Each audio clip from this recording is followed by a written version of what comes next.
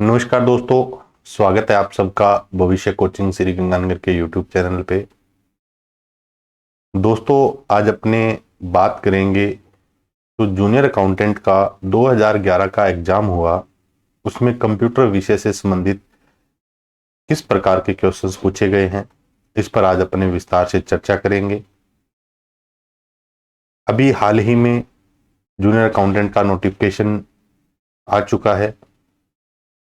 जो भी मेरे साथी जूनियर अकाउंटेंट की तैयारी कर रहे हैं दोस्तों, कंप्यूटर विषय से संबंधित आपके यहाँ 25 क्वेश्चंस रहेंगे। ये 25 क्वेश्चंस कौन कौन से टॉपिक से हैं वो आप सबने सिलेबस देखा होगा। आज जो अपन बात करेंगे कि 2011 में किस प्रकार के क्वेश्चंस पूछे गए थे, फिर अपन बात करेंगे 2013 के बारे में, और उसी एग्जाम को बाद में जब 2015 में करवाया गया था उसमें क्वेश्चंस किस प्रकार के पूछे गए थे। तो आज जो अपना जो मेन टारगेट रहेगा वो 2011 के क्वेश्चंस पे रहेगा। अगर 2011 के पेपर की भी अगर बात करें दोस्तों, तो कुछ ऐसे सवाल है जो वास्तव में पढ़ने से समझने से ही सही हो सकते हैं।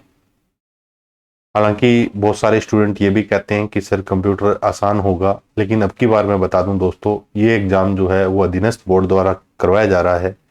हो सकता है कंप्यूटर के क्वेश्चंस आप जो भी लेवल है उसमें बदलाव देखने को मिले, इसलिए रिस्क नहीं लेने का बिल्कुल भी दोस्तों, अच्छे से तैयारी करिएगा। बहुत बड़ा एक क्या है पार्ट है। तो आज की शुरुआत करते हैं। तो जो भी साथी लाइव बैठे हैं क्लास को लाइक कर दीजिएगा, अपने दोस्तों के साथ शेयर कर दीजिएगा। दोस्तों 2011 के अंदर कंप्यूटर के अंदर 25 क्वेश्चंस पूछे गए थे, जिसमें 3 से 4 क्वेश्चंस टैली से संबंधित थे।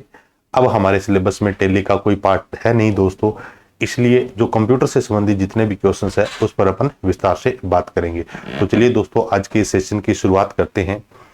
आज आपने देखा होगा थंबनेल में कि जो 2011 का जूनियर अकाउंटेंट का एग्जाम है दोस्तों, 2011 का जो जूनियर अकाउंटेंट का एग्जाम है उसमें देखेंगे कि कंप्यूटर विषय से संबंधित कौन कौन से क्वेश्चंस पूछे गए हैं। कंप्यूटर विषय की अगर बात करें तो कंप्यूटर विषय से संबंधित हमारे पास कौन कौन से क्वेश्चंस है वो देखेंगे 2011 के बारे में। अब देखिए, सबसे पहला क्वेश्चंस देखते हैं दोस्तों कि 2011 में किस प्रकार से पूछा गया था। ये रहा आपकी स्क्रीन पर। थोड़ी जानकारी और बता दूं कि जो भी मेरे साथी जूनियर अकाउंटेंट की तैयारी कर रहे हैं, कंप्यूटर विषय का लाइव और रिकॉर्डेड बैच भविष्य कोचिंग एप्लीकेशन पर है। अगर आप ज्वाइन करते हैं तो 2 जुलाई तक इस बेस की जो फी है दोस्तों वो 399 है। अगर आप ज्वाइन करना चाहते हैं तो 2 जुलाई तक, आप कल तक ये ऑफर रहेगा दोस्तों। अगर आप ज्वाइन करना चाहें तो आप ज्वाइन कर सकते हैं। इसके अंदर क्या है, रोजाना की लाइव क्लासेज भी है। अगर आप बाद में भी क्लास देखना चाहें तो भी दोस्तों देख सकते हैं। भविष्य कोचिंग एप्लीकेशन का लिंक इसी वीडियो के डिस्क्रिप्शन में मिल जाएगा। अगर आपको इन क्लासेस की पीडीएफ भी चाहिए दोस्तों तो भविष्य कोचिंग टेलीग्राम चैनल को ज्वाइन कर सकते हैं। उसका लिंक भी आपको इसी वीडियो के डिस्क्रिप्शन में मिल जाएगा दोस्तों। तो ये है ओनली कंप्यूटर से संबंधित है जूनियर अकाउंटेंट में दोस्तों। 25 क्वेश्चंस आपके रहेंगे, और अगर आप कंप्लीट क्लासेज अटेंड कर लेते हैं तो आपका जो स्कोर है वो बहुत अच्छा हो सकता है इस सब्जेक्ट के बारे में अगर बात करें तो चलिए दोस्तों, आज का सबसे पहला क्वेश्चंस देखते हैं जो 2011 में पूछा गया था। आरपीएससी ने जो एग्जाम कंडक्ट करवाया था तो उसमें 2011 के अंदर जो हमारे पास क्वेश्चंस था वो देखिएगा।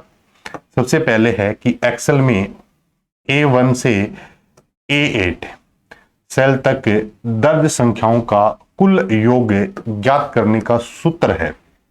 यानी कि एक्सेल के से सवाल लिया गया है, A1 से लेकर A8 तक की संख्याओं का योग करने का सही सूत्र क्या है। देखते हैं ऑप्शन।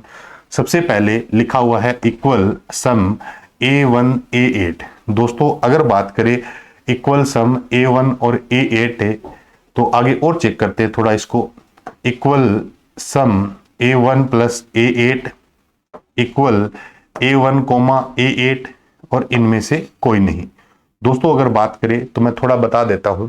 एक्सेल के अंदर आप अगर क्या लिखना चाहें, रेंज लिखना चाहें।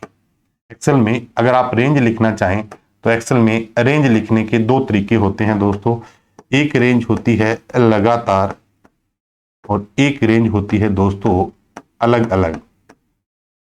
एक्सेल में रेंज लिखने के 2 तरीके हैं। एक रेंज होती है लगातार और एक होती है अलग अलग। लगातार का मतलब है दोस्तों से लेकर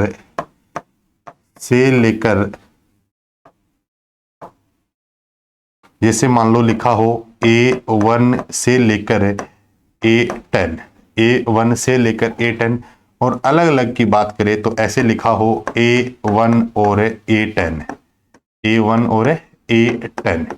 अब इन दोनों में फर्क है दोस्तों, इसका मतलब है A1 से लेकर A10, A1 से लेकर A10 का मतलब है इसमें शामिल है A1, A2, A3, A4, A5, A6, A7, 8, 9 और 10 है। लेकिन यहां अगर बात करें तो केवल दो ही सेल शामिल है, एक तो A1 है और एक A10 है। इसलिए रेंज लिखने के दो तरीके होते हैं, एक हमारे पास क्या होता है लगातार, और एक क्या होता है अलग अलग।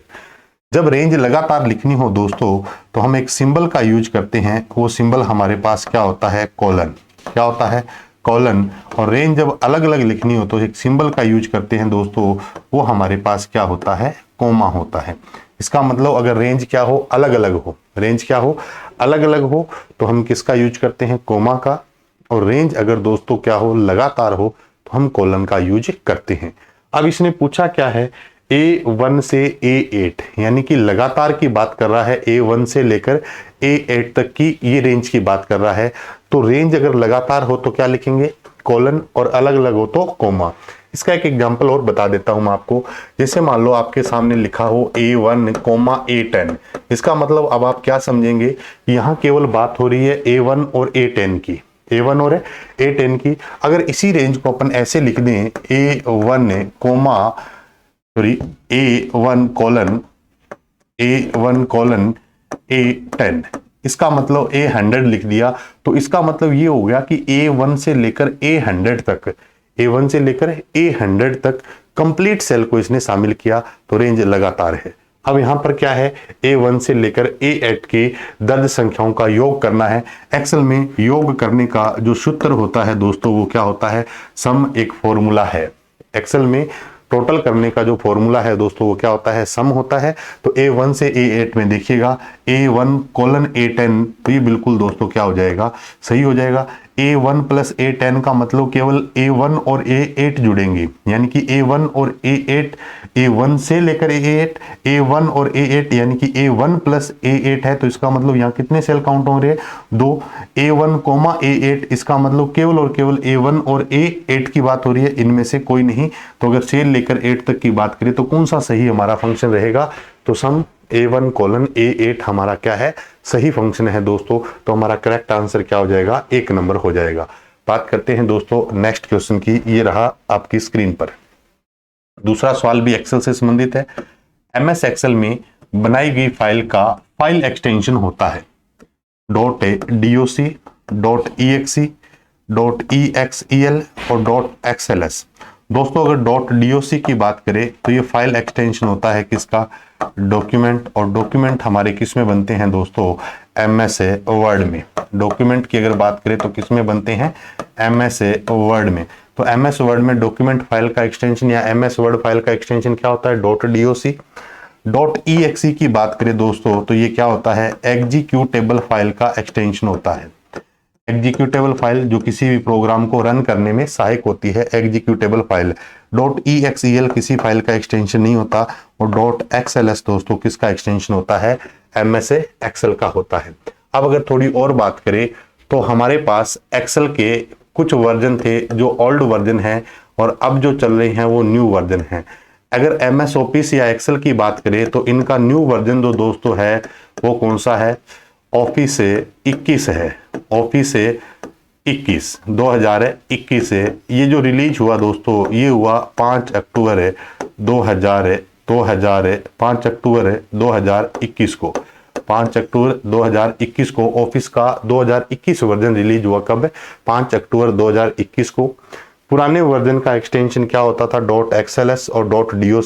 जो नए वर्जन है दोस्तों इनका एक्सटेंशन अब नए वर्जन में वर्ड का हो गया .docx और एक्सेल का हो गया दोस्तों .xlsx है। तो पुराने वर्जन में पूछे तो .doc और नए वर्जन में पूछे तो दोस्तों क्या है .xlsx। .docx नए वर्जन का है, .doc पुराने वर्जन का है, .xls पुराने वर्जन का है, नए वर्जन का .xlsx है दोस्तों। तो हमारा सही आंसर हो जाएगा इसका 4 नंबर हो जाएगा। नेक्स्ट क्वेश्चन ये रहा आपकी स्क्रीन पर। रैम को कहते हैं। दोस्तों अगर रैम की बात करें तो रैम कंप्यूटर की दोस्तों क्या होती है, एक मेन मेमोरी होती है। रैम कंप्यूटर की क्या होती है, मेन मेमोरी। रैम हमारी कंप्यूटर की क्या होती है, primary memory. Primary memory, memory दो प्रकार की होती है, एक प्राइमरी मेमोरी होती है और एक सेकेंडरी मेमोरी होती है। प्राइमरी मेमोरी की बात करें तो प्राइमरी मेमोरी दो प्रकार की होती है, वोलेटाइल और नॉन वोलेटाइल। वोलेटाइल में हमारे पास रैम है और नॉन वोलेटाइल में क्या होता है दोस्तों, रोम है। रैम की बात करें तो मेन मेमोरी है, रैम को कहते हैं read access memory, read after memory, random access memory, random after memory. तो आप सब जानते हैं रैम की फुल फॉर्म क्या होती है, random access memory, random access memory. RAM एक मेन मेमोरी है, रैम एक प्राइमरी मेमोरी है, और अगर और भी पूछे आपसे तो बता देना रैम एक क्या है, वोलेटाइल मेमोरी है। वोलेटाइल का मतलब क्या होता है, अस्थायी मेमोरी है। रैम एक क्या है, वोलेटाइल मेमोरी, यानी कि एक अस्थायी मेमोरी है। चलिए दोस्तों बात करते हैं नेक्स्ट क्वेश्चन की। ये आपको मैंने बता दिया कि अगर आप जूनियर अकाउंटेंट का लाइव बैच ज्वाइन करना चाहते हैं तो आज ही डाउनलोड करें भविष्य कोचिंग एप्लीकेशन को, वहां से डेमो क्लासेज है। आप यूट्यूब पे जाके पूरा मैंने MS एक्सेल वर्ड करवाया हुआ है, वहां भी आप क्लासेज दे सकते हैं दोस्तों। और उसके अलावा अगर आप ये कोर्स भी ज्वाइन करना चाहें तो ये ऑफर कोर्स है, 399 के अंदर आप कंप्यूटर का कोर्स ज्वाइन कर सकते हैं। नेक्स्ट क्वेश्चन दोस्तों, सामान्यतः इंटरनेट में आईपी एड्रेस का साइज होता है। दोस्तों आईपी का अर्थ होता है internet protocol, internet protocol. IP की अगर बात करें तो आईपी एक हमारा क्या होता है, एड्रेस होता है। आईपी एड्रेस के दो वर्जन हैं, एक वर्जन है दोस्तों IPv4 और एक वर्जन है IPv6। IPv4 और एक IPv6 है। IPv4 को हम दोस्तों प्री IPv6 कहते हैं और IPv6 को हम IPNG कहते हैं, IPNG। IPNG का अर्थ क्या है दोस्तों, internet protocol next generation,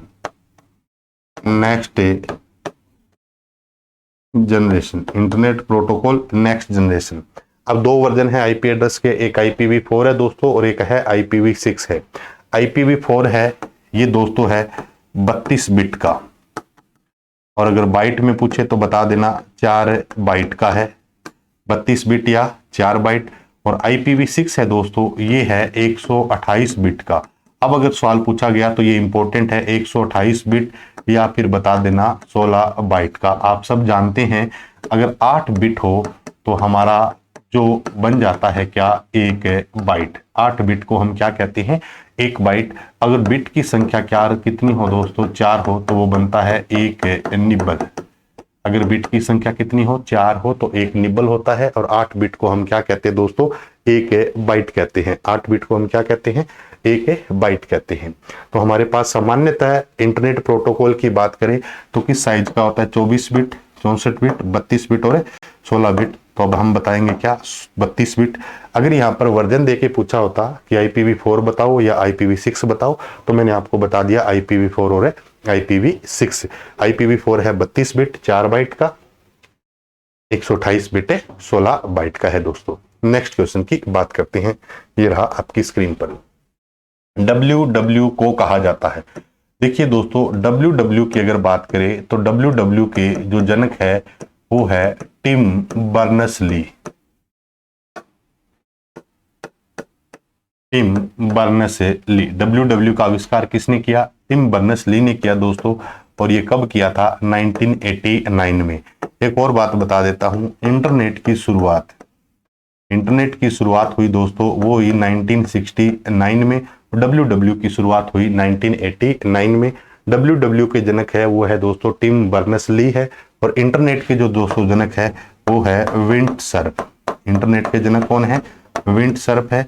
internet के जनक विंडसर्फ है। एक बात और बता देता हूं कि अगर आपसे पूछ लेना कि भारत में इंटरनेट की शुरुआत कब हुई तो आप बता देना 15 अगस्त 1995। 15 अगस्त 1995 को भारत में इंटरनेट कौन लेके आया, VSNL। और VSNL का अर्थ होता है दोस्तों विदेश संचार निगम लिमिटेड, विदेश संचार निगम लिमिटेड, विदेश संचार निगम लिमिटेड है। अब देखिए इसने पूछा है कि WW की फुल फॉर्म क्या है, world wide web, world with web, web wide world और वेब विद वर्ल्ड। तो WW की फुल फॉर्म क्या होती है दोस्तों, वर्ल्ड वाइड वेब। जो भी साथी ये मेरी क्लास देख रहे हैं, अगर W की संख्या 4 हो तो इसकी फुल फॉर्म क्या होती है, कमेंट करके जरूर बताइएगा दोस्तों। मेन कमेंट बॉक्स में बताइएगा कि W की संख्या अगर 4 हो तो फुल फॉर्म क्या होती है। 3 W का तो क्या होता है, वर्ल्ड वाइड वेब, और इसका आविष्कार 1989 में टिम बर्नर्स-ली द्वारा किया गया था। नेक्स्ट क्वेश्चन, निम्न में से कौन सा सर्च इंजन नहीं है, गुरुजी, गूगल, इंटरनेट एक्सप्लोरर और ऑल्टो विस्टा। गुरुजी भी एक दोस्तों क्या है, सर्च इंजन है, इंडियन यूजर्स के लिए बनाया गया है, इंडियन यूजर्स के लिए बनाया गया क्या है, एक सर्च इंजन है। गूगल की अगर बात करें तो गूगल भी एक क्या है दोस्तों, सर्च इंजन है, और गूगल की स्थापना 4 सितंबर 1998।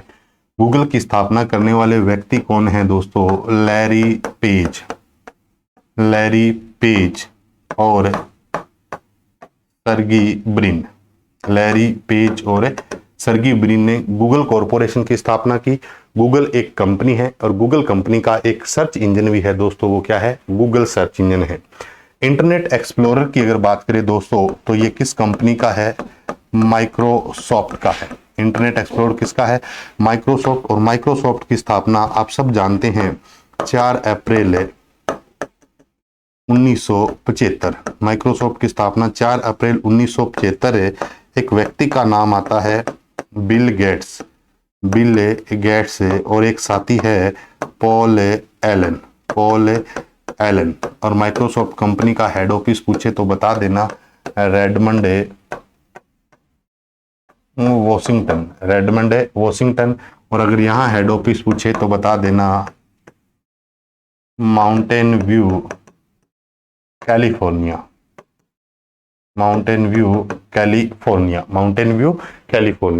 तो गुरुजी भी सर्च इंजन है, गूगल भी सर्च इंजन है, ऑल्टा विस्टा भी एक क्या है, सर्च इंजन है। लेकिन अगर इंटरनेट एक्सप्लोरर की बात करें दोस्तों तो इंटरनेट एक्सप्लोरर क्या है, वेब ब्राउजर है। इंटरनेट एक्सप्लोरर क्या है, वेब ब्राउजर है।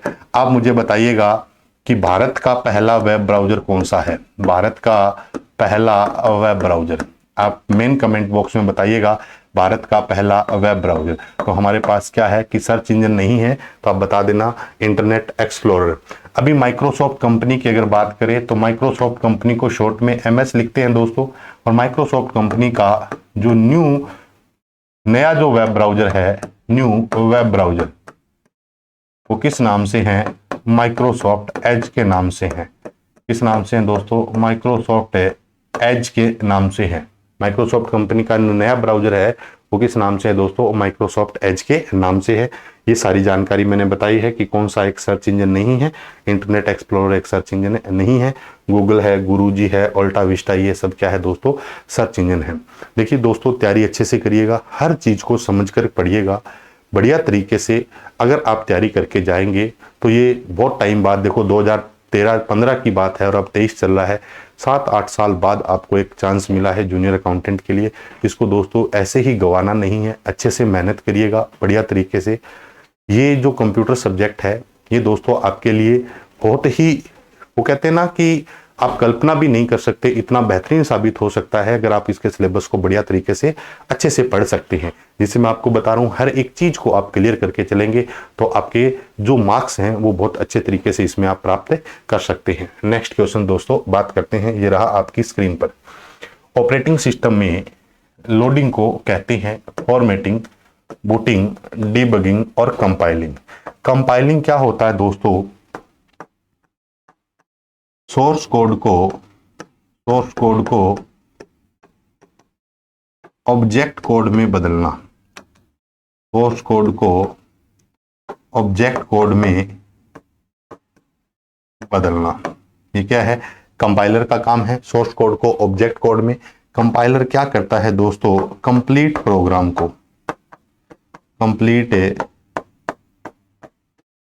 प्रोग्राम को एक साथ बदलता है, कंप्लीट प्रोग्राम को एक साथ बदलता है। डीबगिंग क्या है, जो भी कंप्यूटर में एरर आते हैं दोस्तों, इनको हम क्या बोलते हैं, बग बोलते हैं। प्रोग्रामिंग भाषा के जो कंप्यूटर के एरर होते हैं उनको हम बग बोलते हैं, और इन्हीं का जो सॉल्यूशन है दोस्तों वो डीबग कहलाता है। इन्हीं का सॉल्यूशन क्या है, डीबग कहलाता है। फॉर्मेटिंग का मतलब क्या होता है दोस्तों, हार्ड डिस्क को ट्रैक और सेक्टर में डिवाइड करना, ट्रैक और सेक्टर में डिवाइड करना, ट्रैक और सेक्टर में डिवाइड करना क्या कहलाता है, फॉर्मेटिंग कहलाता है। बूटिंग क्या होता है, ऑपरेटिंग सिस्टम में लोडिंग को क्या कहते हैं, या ऑपरेटिंग सिस्टम की लोडिंग को क्या कहते हैं, बूटिंग कहते हैं दोस्तों। तो जो सवाल है वो ऑपरेटिंग सिस्टम में लोडिंग को क्या कहते हैं दोस्तों, बूटिंग कहते हैं। बूटिंग से पहले जो प्रोसेस होता है उसको हम पोस्ट कहते हैं। यानी कि सबसे पहला जो प्रोसेस होता है दोस्तों वो क्या होता है, पोस्ट होता है। पोस्ट का अर्थ होता है power on self test, power on a self test. POST का अर्थ क्या होता है, power on self test. Booting से पहले एक प्रोसेस होता है जिसको हम क्या कहते हैं, पोस्ट कहते हैं। पोस्ट क्या होता है दोस्तों, जैसे ही कंप्यूटर को अपन ऑन करते हैं ना, तो कंप्यूटर अपने सारे के सारे जितने भी हार्डवेयर लगे हुए हैं उन सब हार्डवेयर को चेक करता है जैसे ही पावर ऑन होती है। जब चेक करने के बाद सारे हार्डवेयर प्रॉपर तरीके से काम कर रहे होते हैं, उसके बाद बूटिंग स्टार्ट हो जाती है। तो बूटिंग तो सेकंड प्रोसेस है कंप्यूटर का। पहला प्रोसेस तो क्या होता है दोस्तों, पोस्ट होता है, और पोस्ट की फुल फॉर्म क्या होती है, पावर ऑन सेल्फ टेस्ट है। तो हमारा ऑपरेटिंग सिस्टम में लोडिंग को क्या कहते हैं दोस्तों, बूटिंग कहते हैं। नेक्स्ट क्वेश्चन, निम्न में से कौन सा कंप्यूटर हार्डवेयर नहीं है, प्रोसेसर, विंडो 7, रैम और हार्ड डिस्क। हार्ड डिस्क की अगर बात करें दोस्तों, तो हार्ड डिस्क का आविष्कार किया था रेनॉल्ड जॉनसन ने। हार्ड डिस्क का आविष्कार किसने किया, रेनॉल्ड जॉनसन ने। और रैम का सबको पता है आपको क्या होता है दोस्तों, random access memory, random access memory. और रैम एक कंप्यूटर की कौन सी मेमोरी होती है दोस्तों, वोलेटाइल बोल दो, चाहे आप इसको क्या बोल दो, अस्थायी मेमोरी होती है। विंडो 7 की अगर बात करें तो विंडो 7 जो है वो हमारे पास एक क्या है दोस्तों, ऑपरेटिंग सिस्टम है। विंडो 7 है वो हमारे पास एक क्या है, ऑपरेटिंग सिस्टम है। ऑपरेटिंग सिस्टम की अगर बात करें तो विंडो 7 किस कंपनी के द्वारा बनाया गया है दोस्तों, ये बनाया गया है माइक्रोसॉफ्ट कंपनी के द्वारा। प्रोसेसर की अगर बात करें तो प्रोसेसर का परिचय कंप्यूटर की 4th जनरेशन में हुआ। प्रोसेसर का परिचय कंप्यूटर की कौन सी जनरेशन में हुआ दोस्तों, 4th जनरेशन में हुआ। दुनिया का सबसे पहला माइक्रो प्रोसेसर अगर आपसे पूछे तो कौन सा है, इंटेल 4004। इंटेल 4004 जो 1971 में इंटेल कंपनी द्वारा बनाया गया था। तो इनमें से कौन सा एक हार्डवेयर नहीं है, ऑपरेटिंग सिस्टम एक हार्डवेयर नहीं है दोस्तों। ऑपरेटिंग सिस्टम फिर क्या है, एक सॉफ्टवेयर है। ऑपरेटिंग सिस्टम क्या है, एक सॉफ्टवेयर है। ऑपरेटिंग सिस्टम कौन से सॉफ्टवेयर है दोस्तों, तो बता देना। ऑपरेटिंग सिस्टम एक सिस्टम सॉफ्टवेयर है दोस्तों। सॉफ्टवेयर दो प्रकार के होते हैं, एक सिस्टम सॉफ्टवेयर होता है और एक एप्लीकेशन सॉफ्टवेयर होता है। ऑपरेटिंग सिस्टम हमारा क्या होता है दोस्तों, सिस्टम सॉफ्टवेयर है। प्रोसेसर एक हार्डवेयर है, रैम एक हार्डवेयर है। उसके अलावा अगर बात करें हार्ड डिस्क की तो ये भी एक क्या है, हार्डवेयर है। तो हमारा सही आंसर हो जाएगा विंडोज 7। नेक्स्ट क्वेश्चन, डीवीडी किसका प्रकार है। डीवीडी की अगर बात करें तो डीवीडी की फुल फॉर्म होती है दोस्तों digital versatile disc, digital versatile disc. या फिर आप अगर वर्सेटाइल ऑप्शन में न हो तो आप ये भी बता सकते हैं digital video disc, digital video disc. DVD की सही फुल फॉर्म है वो दोस्तों डिजिटल वर्सेटाइल डिस्क है। अगर ऑप्शन में न हो तो आप डिजिटल वीडियो डिस्क भी लगा सकते हैं। डीवीडी क्या है, नॉन वोलेटाइल स्टोरेज है, मैग्नेटिक स्टोरेज है, सेमीकंडक्टर स्टोरेज है, या वोलेटाइल स्टोरेज है। वोलेटाइल की अगर बात करें तो आप सब जानते हैं रैम है। मैग्नेटिक स्टोरेज में हमारे पास सबसे बड़ा जो है वो क्या है दोस्तों, हार्ड डिस्क है। डीवीडी एक हमारी क्या है दोस्तों, नॉन वोलेटाइल। और डीवीडी वैसे हमारी किसके प्रकार होती है दोस्तों, ऑप्टिकल स्टोरेज। डीवीडी क्या होता है, optical storage, optical storage. DVD की अगर बात करें तो डीवीडी क्या होता है दोस्तों, ऑप्टिकल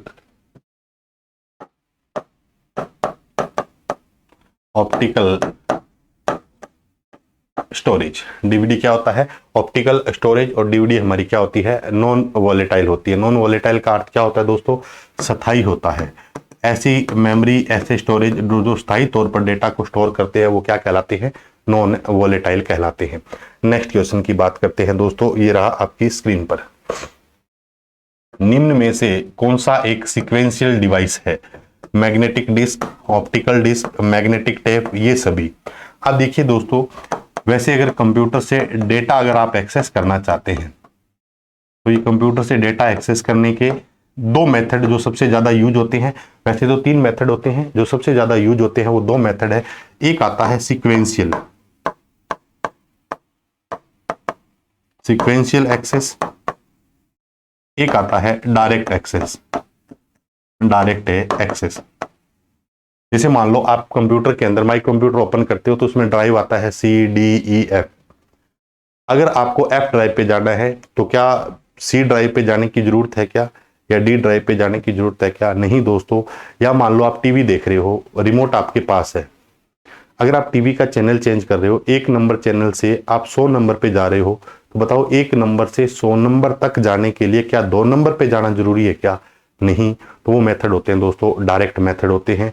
लेकिन अगर आपने घर में वो जो डेक चलाई हो, कैसेट लगाते थे ना अपने ऑडियो के लिए, तो वो जो कैसेट डालते थे, उस डेक की अगर बात करें तो उसमें जो कैसेट डाली जाती थी उस कैसेट को हम बोलते हैं मैग्नेटिक टैप। क्या बोलते हैं? Magnetic tap. और इस मैग्नेटिक टैप के अंदर अगर एक साइड आपके 5 सॉन्ग है तो 2 नंबर सॉन्ग पे जाने के लिए पहले 1 नंबर को आगे करना पड़ता है, फिर 2 नंबर और फिर 3 नंबर है। इसका मतलब ये हुआ कि जो मैग्नेटिक टैप है इसके डेटा को एक्सेस करने के लिए आपको स्टेप बाय स्टेप आपको बढ़ना पड़ेगा। आप डायरेक्ट किसी चीज पर डायरेक्ट नहीं जा सकते। तो हमारी मैग्नेटिक टैप जो है वो सीक्वेंशियल है, इसलिए हम इसको क्या बोल सकते हैं दोस्तों? स्टेप बाय स्टेप भी बोल सकते हैं।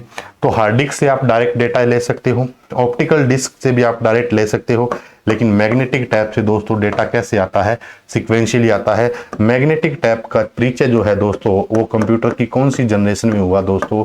वो सेकंड जनरेशन के अंदर मैग्नेटिक टैप का यूज होता था। बहुत अच्छा सवाल है कि कंप्यूटर में सीक्वेंशियल डेटा को एक्सेस करने के लिए कौन सी डिस्क है, तो आप बता सकते हैं मैग्नेटिक टैप है।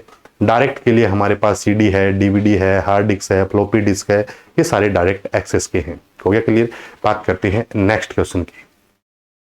ये रहा आपकी स्क्रीन पर एक सॉफ्टवेयर जो कि रोम में स्टोर होता है, कहते हैं हार्डवेयर, फर्मवेयर, मॉनिटर और लोडर।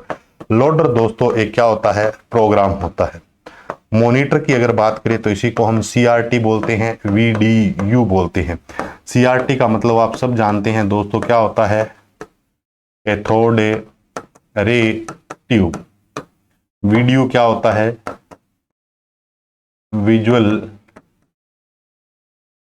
Display unit. वीडियो क्या होता है? विजुअल डिस्प्ले यूनिट है।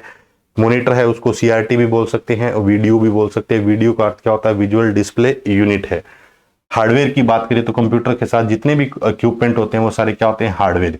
लेकिन रोम में जिन सॉफ्टवेयर को रखा जाता है या रोम में जिन सॉफ्टवेयर को स्टोर किया जाता है वो दोस्तों क्या कहलाते हैं? फर्मवेयर कहलाते हैं। क्या कहलाते हैं? फर्मवेयर। बहुत अच्छा सवाल है, बहुत बार पूछा गया है कि फर्मवेयर क्या होता है। देखिए दोस्तों, पहले जब कोई हार्डवेयर लेते थे ना कंप्यूटर से, जैसे मान लो आप कोई कीबोर्ड लेके आते हो, स्कैनर लेके आते थे, तो उनके साथ एक CD दी जाती थी उसके सॉफ्टवेयर की। आजकल क्या हुआ कि जब हार्डवेयर बनाया जाता है ना तो उस हार्डवेयर की रोम चिप में उसी हार्डवेयर का जो सॉफ्टवेयर है, उसका जो ड्राइवर है, उसी रोम चिप के अंदर इनबिल्ट होता है, कोडेड होता है, उसको हम फर्मवेयर बोलते हैं। तो रोम में जो स्टोर सॉफ्टवेयर होते हैं दोस्तों वो क्या कहलाते हैं? फर्मवेयर सॉफ्टवेयर कहलाते हैं। क्लियर होगी बात है? तो रोम में स्टोर होता है जो क्या कहलाता है? फर्मवेयर कहलाता है। तो एक सॉफ्टवेयर जो रोम में स्टोर हो तो उसको हम क्या कहते हैं दोस्तों? फर्मवेयर कहते हैं। नेक्स्ट क्वेश्चन ये रहा। MS पावर पॉइंट में पेस्ट स्पेशल कमांड का उपयोग लेने के लिए कौन सी शॉर्टकट की का उपयोग किया जाता है? Alt+E+S, Alt+PS, Alt+F+U और इनमें से कोई नहीं। दोस्तों मैं आपको बता देता हूं, एक कमांड होती है Ctrl+C जो काम करती है कॉपी का। एक कमांड होती है Ctrl+V जो काम करती है पेस्ट का। एक कमांड होती है Ctrl+Shift+C,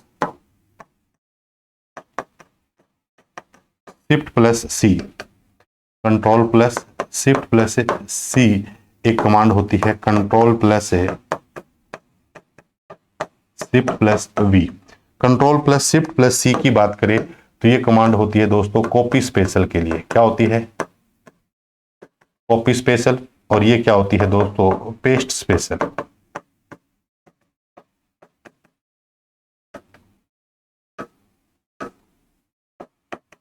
पेस्ट स्पेशल, एक कॉपी स्पेशल और एक क्या है? Paste special. कॉपी स्पेशल क्या होता है? एक होता है कॉपी और एक होता है कॉपी स्पेशल। कॉपी का मतलब होता है डेटा की कॉपी करना।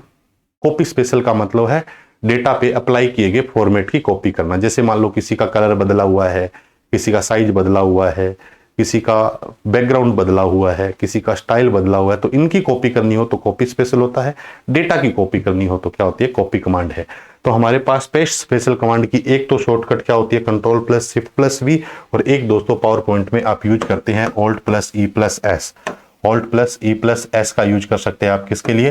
पेस्ट स्पेशल के लिए, alt plus E plus S का। नेक्स्ट क्वेश्चन की बात करते हैं, ये रहा आपकी स्क्रीन पर। एमएस वर्ड में निम्न में से कौन सी शॉर्टकट की किसी भी टेक्स्ट को डबल अंडरलाइन करने के लिए प्रयोग की जाती है? Control plus shift plus U, control you, control shift plus you, और इनमें से कोई नहीं।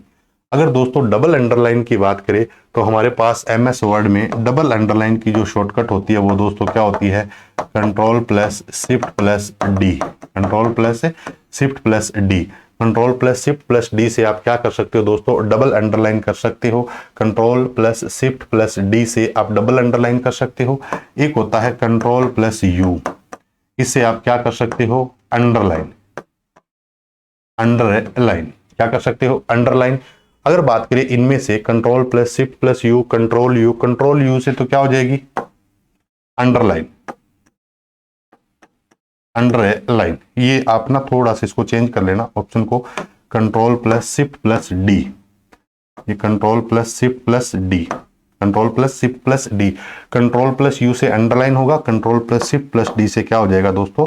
डबल अंडरलाइन हो जाएगा। Control plus shift plus D से क्या हो जाएगा? Double underline. अब देखिए एक तो होता है कंट्रोल यू जिसे अंडरलाइन हो जाएगा, और control plus shift plus D से क्या हो जाएगा दोस्तों? Double underline. एक और बताता हूं आपको अंडरलाइन की।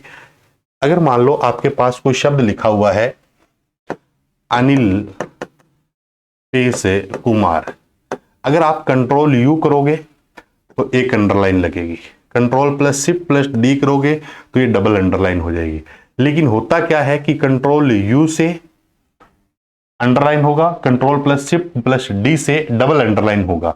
लेकिन अपने को चाहिए कि मैं चाहता हूं कि अनिल और कुमार, अनिल और कुमार, अंडरलाइन अनिल के भी हो और कुमार के भी हो, लेकिन बीच में जो स्पेस है उसके नीचे अंडरलाइन न आए, तो इसकी शॉर्टकट क्या होती है दोस्तों? Control plus shift plus W.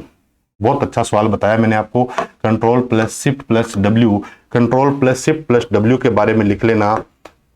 Underline है, अंडरलाइन है ओनली टेक्स्ट, अंडरलाइन है ओनली टेक्स्ट है, not space, not a space. यानी कि अगर केवल और केवल शब्दों के नीचे अंडरलाइन करना हो, स्पेस को अंडरलाइन नहीं करना है, तो किसका यूज करो? Control plus shift plus D. तीन शॉर्टकट बताई है। कंट्रोल प्लस यू से underline, control plus shift plus D से डबल अंडरलाइन। दोनों में क्या फर्क है? कंट्रोल यू से अंडरलाइन होगा लेकिन सिंगल लाइन होगी, control plus shift plus D से अंडरलाइन होगा लेकिन डबल अंडरलाइन होगा। दोनों में समानता क्या है? कंट्रोल यू से भी पूरा शब्द और स्पेस अंडरलाइन होता है, control plus shift plus D से भी पूरा शब्द और स्पेस अंडरलाइन होता है। लेकिन अपने चाहें कि केवल शब्दों को अंडरलाइन करना हो, जहां जहां स्पेस हो वहां अंडरलाइन न लगे, तो हम control plus shift plus W का यूज कर सकते हैं। देखिए ये है, इसमें देखो नीचे स्पेस के नीचे भी यहाँ क्या आई है? अंडरलाइन आई है, स्पेस जो है इसके नीचे, लेकिन यहाँ स्पेस के नीचे अंडरलाइन नहीं है दोस्तों। तो control plus shift plus U, control plus U underline, control shift plus D double underline, और control plus shift plus W की अगर बात करें तो आप बता सकते हैं underline only words not space, space के नीचे अंडरलाइन नहीं आएगी। ये था अपना सवाल। नेक्स्ट क्वेश्चन दोस्तों ये रहा आपकी स्क्रीन पर। एमएस ऑफिस में किसी भी शब्द के समानार्थक, यानी कि अगर आप किसी भी शब्द का कोई सिनोनिम्स चाहते हो या उसका एंटोनिम्स चाहते हो या उसके सिमिलर शब्द चाहते हो, या उसके कोई अपोजिट वर्ड्स चाहते हो तो आप इनमें से किसका यूज कर सकते हैं? लैंग्वेज सिनोनिम का, ग्रामर का, स्पेलिंग एंड ग्रामर का और लैंग्वेज थिसॉरस का। तो हमारे एमएस वर्ड में एक ऑप्शन होता है दोस्तों थिसॉरस का, जिसमें हमें किसी भी वर्ड के सिमिलर या उसके अपोजिट वर्ड्स अगर देखने हो तो आप देख सकते हो। स्पेलिंग एंड ग्रामर की बात करें तो इसकी शॉर्टकट होती है दोस्तों F7 और थिसॉरस की शॉर्टकट होती है shift plus F7। Shift plus F7 thesaurus के लिए क्या होती है? Shift plus F7। समानार्थक शब्द हो या विलोमार्थक शब्द हो, सिनोनिम्स हो, एंटोनिम्स हो, तो एमएस वर्ड में थिसॉरस का यूज करते हैं। नेक्स्ट क्वेश्चन, अच्छा सवाल है, बहुत बढ़िया है, आप स्टार भी लगा सकते हैं इसको। एमएस वर्ड में किसी फाइल का प्रिंट प्रीव्यू देखने के लिए कौन सी शॉर्टकट की का यूज करते हैं? दोस्तों एक तो प्रिंट प्रीव्यू की शॉर्टकट होती है कंट्रोल प्लस F2। प्रिंट की शॉर्टकट आप सब जानते हैं, कंट्रोल प्लस P क्या होती है प्रिंट के लिए और कंट्रोल प्लस F2 क्या होती है प्रिंट प्रीव्यू के लिए। लेकिन अगर ऑल्ट सीरीज में पूछे तो alt plus F plus V, control plus F plus V, alt plus F plus U, control plus F plus U, तो इसमें क्या होती है दोस्तों? Alt FV। Alt plus F plus V किसकी शॉर्टकट होती है दोस्तों? प्रिंट प्रीव्यू की। कंट्रोल प्लस F2 से भी आप प्रिंट प्रीव्यू कर सकते हैं और alt plus F plus V से भी क्या कर सकते हैं दोस्तों? प्रिंट प्रीव्यू का यूज कर सकते हैं। नेक्स्ट क्वेश्चन की बात करते हैं। MS एक्सेल क्या है? एक वर्ड प्रोसेसिंग एप्लीकेशन सॉफ्टवेयर है, स्प्रेडशीट एप्लीकेशन सॉफ्टवेयर है, डेटाबेस मैनेजमेंट सिस्टम सॉफ्टवेयर है या प्रेजेंटेशन एप्लीकेशन सॉफ्टवेयर है? इनके बारे में मैं बता देता हूं। सबसे पहले अगर बात करें किसकी, वर्ड प्रोसेसिंग के लिए, तो हमारे पास क्या होता है दोस्तों? MS वर्ड है। स्प्रेडशीट के लिए हमारे पास क्या होता है? MS एक्सेल है। डेटाबेस के लिए हमारे पास क्या है दोस्तों? MS एक्सेस है। MS एक्सेस है। और प्रेजेंटेशन के लिए हमारे पास क्या है दोस्तों? MS पावर पॉइंट है। MS पावर पॉइंट है। और अगर इसने पूछा क्या है? एक्सेल, एक्सेल हमारा क्या होता है दोस्तों? स्प्रेडशीट प्रोग्राम होता है। नेक्स्ट क्वेश्चन दोस्तों ये रहा, एक और बता देता हूं। सबसे पहला एक्सेल, अगर आपसे पूछे सबसे पहला स्प्रेडशीट प्रोग्राम कौन सा था, एक्सेल की बात नहीं करा, सबसे पहले स्प्रेडशीट प्रोग्राम की बात करें तो वो क्या है दोस्तों? VC कैल्क है। VC कैल्क है। सबसे पहला स्प्रेडशीट प्रोग्राम कौन सा है? VC कैल्क है। और अगर आपसे पूछे कि सबसे पहला फेमस स्प्रेडशीट प्रोग्राम कौन सा है तो लोटस 1 2 3 है। लोटस है 1 2 3। आपसे पूछे कि सबसे पहला स्प्रेडशीट प्रोग्राम तो VC कैल्क है और फेमस पूछे तो लोटस 1 2 3 है। बहुत बार सवाल पूछा गया है, अभी पीछे संगणक का एग्जाम हुआ था उसमें भी पूछा गया था। और ये अभी देखो स्प्रेडशीट के बारे में तो आप सब जानते हैं कि MS एक्सेल एक क्या है? स्प्रेडशीट प्रोग्राम है, या हम बोल सकते हैं इलेक्ट्रॉनिक स्प्रेडशीट प्रोग्राम भी हमारा क्या है? एक MS एक्सेल है। नेक्स्ट क्वेश्चन, MS वर्ड में किसी पेज के मार्जिन को निश्चित करने के लिए उपयोग किया जाता है file menu, insert menu, edit menu और व्यू मेन्यू। ध्यान देना दोस्तों, ये जितने भी मेन्यू इसने लिखे हुए हैं ये यूज होते थे 2000 वर्जन और 2003 के अंदर। 2000 और 2003 के अंदर मार्जिन जो हुआ करता था दोस्तों वो फाइल मेन्यू में हुआ करता था। लेकिन अब जो 2003 के बाद जो वर्जन आए हैं वो आए हैं 2007, 2010, 13, 16, 19 और 21 है। इनके अंदर जो मार्जिन है दोस्तों वो क्या है? पेज लेआउट के अंदर है। कहाँ है? पेज लेआउट में। और पहले ये मार्जिन जो था वो कौन से मेन्यू में था दोस्तों? फाइल मेन्यू के अंदर था। एक चीज और बता देता हूं दोस्तों, अगर आप वास्तव में जूनियर अकाउंटेंट क्वालिफाई करना चाहते हैं तो आपको कंप्यूटर सब्जेक्ट अच्छे से पढ़ना पड़ेगा, क्योंकि अधीनस्थ बोर्ड के अगर पुराने पेपर उठा के देखो ना, CET के, वीडियो के, पटवार के, या मान लो ग्रेजुएशन वाले CET के, तो बहुत अच्छे लेवल के क्वेश्चंस पुट करता है ये अच्छे तरीके से। अगर आपके कंसेप्ट क्लियर होंगे तभी जाकर आप ये चीजें क्लियर कर सकते हैं। इसलिए आजकल क्या है, ये डायरेक्ट सवाल लिख के देता है कि 2019 के बिहाव पे बताओ या 21 के बिहाव पे बताओ या 7 के बिहाव पे बताओ कि इसका क्या होगा। तो वर्जन का पता होना चाहिए, कौन कौन से वर्जन और कौन कौन से वर्जन में कौन कौन से फीचर्स चेंज है। ये सारे के सारे मैंने लाइव जो क्लासेस चल रही है उसमें कंप्लीट मैंने ये करवाया हुआ है। और रोजाना की सुबह 7 बजे उसमें लाइव बैच अगर आप ज्वाइन करते हैं तो लाइव बैच में रोजाना की क्लासेज होती है। नेक्स्ट क्वेश्चन की बात करें, ये रहा आपकी स्क्रीन पर, बहुत बढ़िया सवाल है। निम्न में से कौन सा सूत्र B1 से B7 सेल तक संख्याओं में से सबसे बड़ी संख्या ज्ञात करने के लिए प्रयोग लिया जाएगा?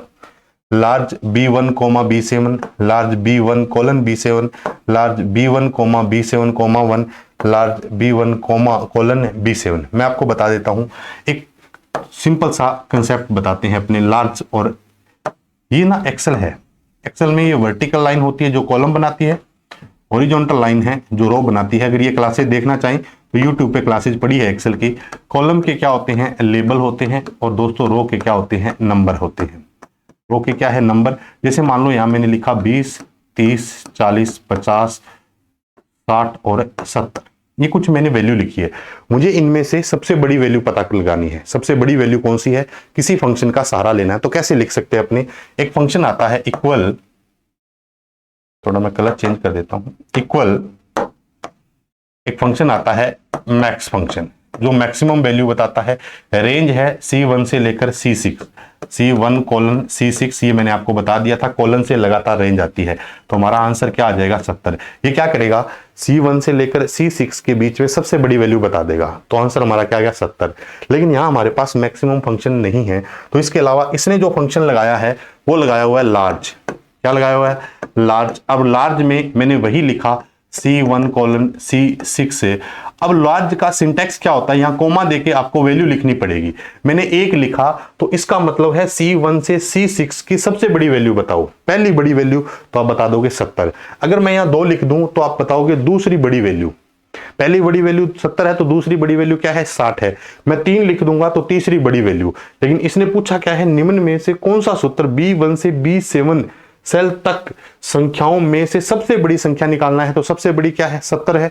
तो 70 के लिए मुझे क्या लिखना पड़ेगा, 1 लिखना पड़ेगा। लेकिन C1 कोलन C6 है, यहां देखिए जहां कोलन वाला है और कोमा लगा हुआ है तो वो हमारा आंसर हो जाएगा। देखिए इसमें क्या होगा, लार्ज B1 कोलन B7, यानी कि B1 से B7 की पहली बड़ी वैल्यू। तो पहली बड़ी वैल्यू आ जाएगी इससे क्या, सबसे बड़ी वैल्यू। अगर इसकी बात करें लार्ज B1, B7, ये क्यों नहीं आंसर हुआ, क्योंकि इसमें सिर्फ B1 और B7 दो सेल में से बड़ी वैल्यू बताएगा। लेकिन इसमें पूछा कौन सा है, B1 से B7 की पूछा है, इसलिए हमारे पास क्या है, कोमा वाला 2 सेल पे काम कर रहा है। इसमें यहां गड़बड़ क्या है, लार्ज B1 और B7, इसमें क्या होता है कि ये फंक्शन का एरर आएगा। क्यों आएगा, क्योंकि कोमा के बाद में आपने कोई वैल्यू नहीं बताई है। अगर मैक्सिमम होता तो यहाँ कोमा के बाद कुछ बताने की आवश्यकता नहीं है, लेकिन लार्ज है इसलिए आपको कोमा में कुछ बताने की जरूरत है। और इसके अंदर क्या है, यहाँ भी क्या है, कोमा लगा हुआ है, केवल 2 सेल की बात हो रही है। ये मैंने सारे ऑप्शन आपके क्लियर कर दिया दोस्तों। तो आंसर हमारा क्या आ जाएगा, लार्ज। ये सारे फंक्शन है ना जो भी मैं बता रहा हूँ आपको, एक्सेल का जितना भी टॉपिक्स है, जो भी पार्ट है ना, आप यूट्यूब पे जो भी मेरे साथी देख रहे हैं, आप इसी यूट्यूब पे भविष्य कोचिंग यूट्यूब पे मैंने सारे टॉपिक पढ़वाए हैं। राउंड फंक्शन है, जितने भी टेक्स्ट फंक्शन है, स्टैटिक फंक्शन है, जितने भी फंक्शंस है वो सारे मैंने आपको यहाँ करवाए हुए हैं यूट्यूब पे, आप वहां देख सकते हैं दोस्तों। नेक्स्ट की बात करते हैं, ये रहा आपकी स्क्रीन पर, बहुत बढ़िया सवाल है ये भी। क्या है कि MS वर्ड में किसी वर्ड फाइल में टेबल इंसर्ट करने के लिए शॉर्टकट की क्या होती है, Alt+I+A+T, Alt+A+I+T, Alt+I+T+A, और इनमें से कोई नहीं। दोस्तों अगर टेबल इंसर्ट करनी हो, टेबल बनाने के 3 तरीके होते हैं वर्ड में। एक टेबल क्या होती है, मैनुअल होती है, एक ड्रॉ होती है, और एक क्या होती है, इंसर्ट होती है। अगर इसी को शॉर्टकट की बात करें इंसर्ट करने की, तो Alt+A और IT। पहले क्या करो, Alt के साथ A प्रेस कर दो, फिर I प्रेस करो, फिर T प्रेस करो, इंसर्ट डायलॉग बॉक्स आपके सामने आ जाएगा। उसमें जो भी नंबर्स लिखोगे आपकी टेबल क्या हो जाएगी दोस्तों, इंसर्ट हो जाएगी। नेक्स्ट क्वेश्चन की बात करते हैं, बहुत बढ़िया सवाल है ये भी। MS एक्सेल में फॉर्मेट सेल डायलॉग बॉक्स की शॉर्टकट क्या होती है, तो सबसे पहले Ctrl+E क्या होती है दोस्तों, MS वर्ड में ये सेंटर अलाइनमेंट के लिए यूज की जाती है। सेंटर अलाइनमेंट के लिए, इसके लिए यूज की जाती है, सेंटर अलाइनमेंट के लिए। Ctrl+D की अगर बात करें MS वर्ड में, सॉरी एक्सेल में तो ये Ctrl+D फिल डाउन का काम करती है, और MS वर्ड में Ctrl+D किसका काम करती है दोस्तों, फॉन्ट है डायलॉग बॉक्स का, फॉन्ट है डायलॉग बॉक्स का। और Ctrl+F आप सब जानते हो किसके लिए होती है दोस्तों, फाइंड के लिए होती है। किसके लिए होती है, फाइंड के लिए। Ctrl+1 MS एक्सेल में किसका काम करती है दोस्तों, फॉर्मेट सेल के लिए, फॉर्मेट सेल के लिए। और वही अगर आपसे ये पूछ ले कि Ctrl+1 MS वर्ड में क्या काम करती है, तो आप बता देना सिंगल लाइन स्पेस के लिए। किसके लिए होती है, सिंगल लाइन स्पेस के लिए होती है, सिंगल लाइन स्पेस के लिए। तो हमारा आंसर आ जाएगा Ctrl+1 हो जाएगा दोस्तों। अब इसके अलावा कुछ जो इसमें सिलेबस अलग था, कुछ टैली के और उसके क्वेश्चंस थे दोस्तों, तो कंप्यूटर से संबंधित जो भी क्वेश्चंस थे दोस्तों 24 थे।